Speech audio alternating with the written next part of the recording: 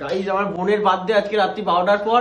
আমার মা কেক বানিয়েছে দুটো, ওর কাটতে ইচ্ছে করছে, কেক খেতে ইচ্ছে করছে, সেই জন্য 12টা বাজে অব্দি ওয়েট করি। এখন 10টা বাজে, এখনই কেটে খেয়ে নিচ্ছে। কত বড় লোভা দেখো, এই যে মুখটা দেখা, কত বড় লোভা দেখেছো।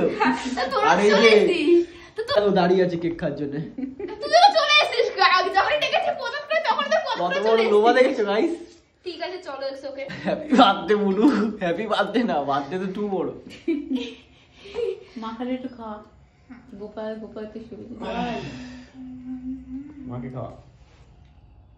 গোপাল থাকবি দে।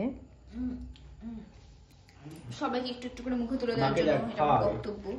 মাকে খাওয়া। বুনুর আগে খায় দি, ও যে বার্থডে গার্ল সেরে খায় দি, বার্থডে গার্ল তোমার আগে খা। নেক্সট পাগল তুমি খাও।